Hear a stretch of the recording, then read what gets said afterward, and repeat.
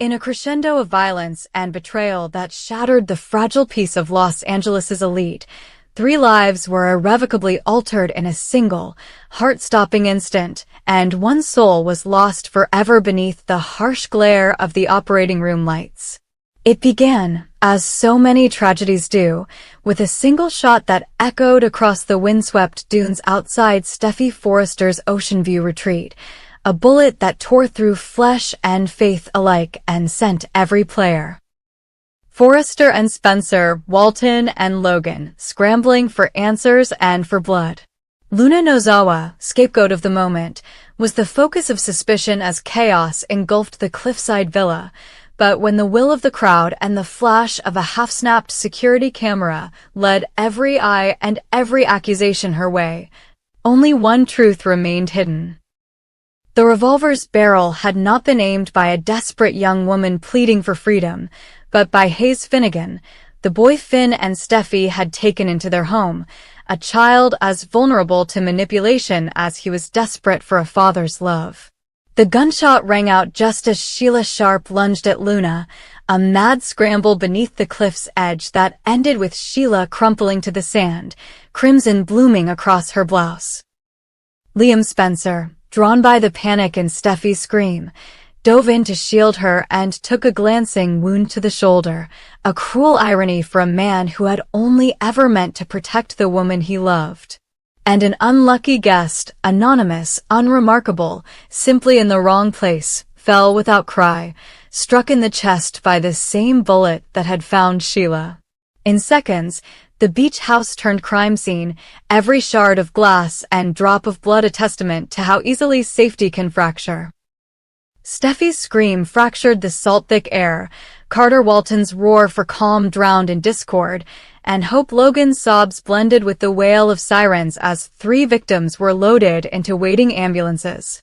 Inside the ER's antiseptic glare, Bridget Forrester snapped on gloves beside Dr. Lee Finnegan and Dr. Grace Buckingham, each surgeon channeled into a life-or-death dance around 3 gurneys, 3 bodies teetering on the brink. Medical monitors beeped like a broken metronome tracking the beat of imperiled hearts. Sheila's flatlined more than once before a frantic resuscitation. Liam's displayed a shaky rhythm that hinted at deeper trauma, and the stranger's monitor lay silent. The quiet, a damning verdict. Through the glass-walled waiting room, Bill Spencer stood frozen, guilt and rage warring in his eyes. He had pulled Luna from prison believing he was saving a soul. But as he watched his son's blood stain the sheets of a hospital bed, he knew that the only shot he would regret more was the one he never saw coming. Yet, even as surgeons fought for breath and life and the promise of another sunrise, another truth threw the entire narrative into disarray. The hospital's CCTV, conveniently severed moments before the gun's report, left only one piece of evidence intact, a single, copper-tipped bullet lodged in the chamber of the weapon recovered from the sand. Ballistics confirmed what no one dared whisper. The gun had not been fired by Luna. The culprit was Hayes, the child Finn and Steffi had embraced as their own, a young boy stranded between loyalty to his mother's legacy of vengeance and a desperate need for paternal approval. Driven by whispers in his ear, voices he could neither name nor resist, Hayes had aimed true, his fingers squeezing the trigger in a blur of regret and fear that left him staring at Sheila's blood in disbelief. When Finn finally confronted his son in the pale light of dawn, he found Hayes shivering beside a deserted ambulance, his small frame a pocket of shadow against the sterile pavement. The boy's tears were incongruent with the gravity of his act, a silent plea that Finn interpreted as both guilt and a cry for fatherly absolution. In that moment, Finn's greatest instinct, to shield the innocent, clashed violently with his oath to protect the truth. To confess would condemn Hayes to the very prison his own mother, Lee, had sworn he would never see. To conceal would betray every principle Finn held dear. And so he hesitated, the weight of 2 lives pressing on his heart, the child who needed him, and the victim's Luna, painstakingly clearing her name. Sheila, clinging to life beneath the surgeon's hands, Liam, fighting a bullet and a tumor in the same breath. Meanwhile, Hope Logan gripped Carter's hand outside the oar, her knuckles white with desperation as she prayed for the man who had stepped into her life as a rock after so many betrayals. Carter, steeled by the responsibility of guiding Hope and Beth, had pledged himself to the role of protector, an unbreakable promise forged in the quiet depths of grief and devotion. Yet as Hope whispered Finn's name, Carter's jaw clenched. He knew better than anyone that the Forrester patriarch's loyalties were tangled in lies and paternal instinct, and that the couple's union now rode on Finn's choice between concealment and confession. Kate Logan pressed close, offering comfort that felt as brittle as glass, for she understood the cruel calculus of love and loss all too well. Upstairs in Lee Finnegan's private office, Poppy Nozawa stormed in with a sheaf of photographs and a confession that shook Lee's rigid composure. Hayes had been feeding Luna's prison time rage with half-truths, stoking her desperation and twisting lens through which she saw the world. The Nozawa sisters, Poppy intimated, had orchestrated a covert campaign to manipulate Luna into believing she was the lone villain in a story written by Forrester and Spencer Sins, an act of retribution for wrongs Lee had never intended.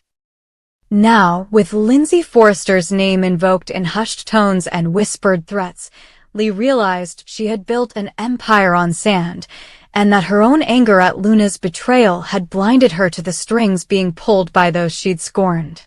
By the time the surgeons emerged from the oar, their masks stained, their hands trembled with exhaustion. Liam's chest rose and fell in a steady, but still fragile rhythm, his shoulder wound sutured and his mind reeling from the diagnosis of a hidden brain tumor discovered during surgery. Sheila's fate hung in the balance, her survival a testament to Bridget's steady scalpel and Grace's whispered assurances, though grief had already claimed the body of the bystander who never stood a chance. Finn watched from the doorway, the weight of Hayes's sin heavy in his gaze, and with a single breath he chose his path. He would save his son from a prison sentence, but he would not lie to those he loved.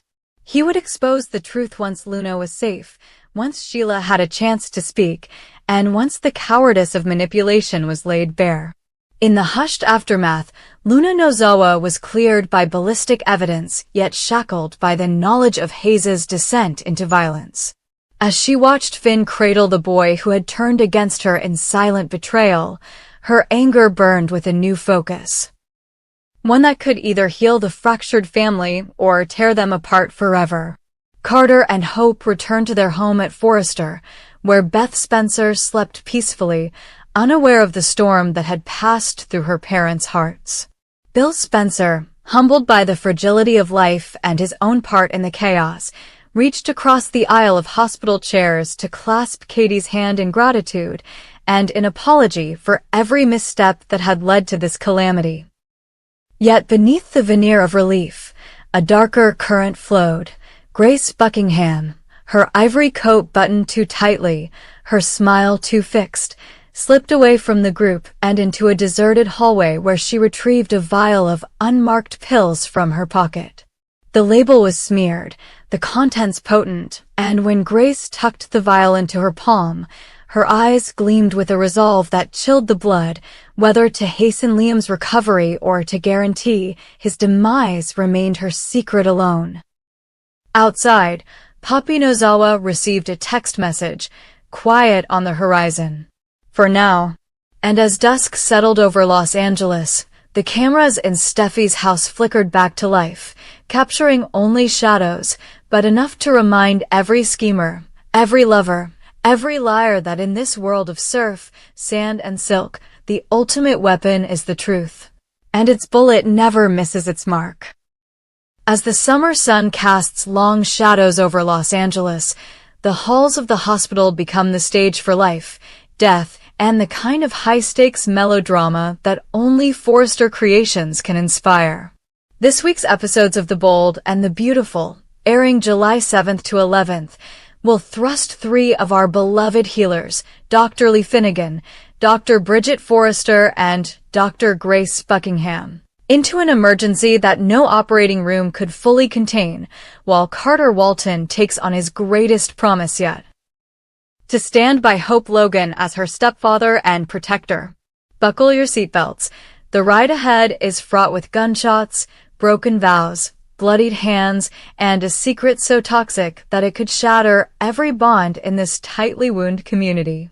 It all begins when Lee Finnegan, brilliant surgeon and steely matriarch-in-law to Finn, receives a terrifying prognosis about one of her own, Luna Nozawa, and suddenly everything she's built comes crashing down. Lee's blunt assessment that prison time was too kind a punishment for Luna's crimes leaves Finn reeling. Never before has he seen his wife so cold, so unyielding. But as the mother-in-law's resentment simmers, it's Luna who finds herself cornered by Sheila Sharp on a windswept bluff near Steffi's beach house. When Sheila lunges for the gun with manic desperation, the weapon discharges in a deafening blast, and Sheila collapses in a crimson arc. Luna staggers back, eyes wide, as the barrel still smolders in her hand, and then turns to see Steffi racing toward them, terror etched on her face. The aftermath is chaos incarnate. 3 victims, 3 destinies teetering on the knife's edge. Sheila, bleeding and unconscious. Liam Spencer, who rushed to the scene in a bid to protect his new bride, struck by a stray round, and an unlucky bystander who simply happened to be in the wrong place at the wrong time. The ambulance wails off into the night, sirens swallowing their fates as they're whisked to the hospital. Inside the ER, Bridget, Lee and Grace take their stations at the operating tables, gloves snapping on, scalpel blades gleaming under the harsh fluorescent lights. Bill Spencer paces the waiting room with ice in his veins, having just learned that Liam's shooting was only the beginning. Now the doctors have uncovered a brain tumor that threatens to consume his mind as ruthlessly as the bullet tore through his body. Bill's chest tightens with guilt and regret. If only he hadn't rushed Luna out of prison. But there's no time for self-flagellation, not when Liam's life hangs in the balance. In the operating suite, tensions flare as each procedure pushes Bridget, Lee and Grace to their limits. Grace moves with uncanny calm, her pale smile never wavering. Yet something in her eyes whispers of deceit. Could she be administering more than anesthesia to Liam's veins? Outside the OR, Carter strides into Hope's private chamber to make a vow. As stepfather, he will protect her, guide her, and be the father figure she and Beth have been denied. Hope grips his hand, tears blurring her vision, as Carter pledges to honor Ridge's memory and stand strong for Hope, for Beth, even for the man lying bleeding on the other side of the hospital walls. Meanwhile, Poppy Nozawa storms into Lee's office clutching a torn photograph and making an accusation so shocking it sends tremors through the Forrester family tree. Your precious heir, Luna. She's not the only one hiding secrets. As Lee's knuckles whiten around the edge of her desk, Poppy hints at a web of conspiracy that could make the Newmans look like amateurs. Are the Nozawa sisters plotting to keep Luna under their thumb, trading freedom for leverage? Or is Lee herself being lured into a trap she'll never see coming? Back in the OR, the unthinkable happens. One patient's monitor flatlines. The surgeons race to resuscitate, hands dancing over charts, but the body goes limp. A hush falls over the room as the attending nurse covers the face with a sterile cloth. Could it be Sheila, finally succumbing to her wounds? Or perhaps the bystander, an innocent soul collateral damaged by the senseless violence? Whispers dart through the corridors like vultures. Some say Luna's disappearance from the OR afterwards was too convenient. Others suspect Lee orchestrated it all to exact vengeance. Rumors swirl that Luna has been spirited away, held captive in one of Forrester's remote cabins, while Poppy watches through hidden cameras, ready to strike. On the waiting room sofa, Hope and Katie Logan cling to each other as Carter returns with news. Liam has survived the gunshot wound, but the tumor remains. Grace steps forward, tears glistening in her eyes, and promises a treatment that could be miraculous. Yet before Hope can reach for her, Bill's gaze hardens. Why the tears, Grace? You look like you know more than you're saying. Grace's lower lip trembles as she regains her composure. I'm doing everything I can, Bill. But maybe Liam doesn't deserve the life you saved. As her words echo in the sterile air, Hope's world tilts on its axis. Across the city, Reese Buckingham sits in a smoky backroom, ledger in hand and sweat on his brow. Rumors of his gambling debts have reached even the quietest corners of LA, and some whisper that Grace's involvement in Liam's treatment was bought and paid for with money she never owned. Has she traded her ethics for her ex-husband's freedom? Or is she playing a far deeper game, one that could cost every Forrester everything they hold dear? By week's end, the surgeons emerge, masks hanging limply from their necks. Liam is stabilized, but fragile. Sheila's fate remains a question mark. One more life has been lost or spared. Rumors swirl. Some insist the quiet body under the sheet is Luna herself, her disappearance the perfect crime. Others believe Lee will reveal the truth in a decisive moment that burns away every lie.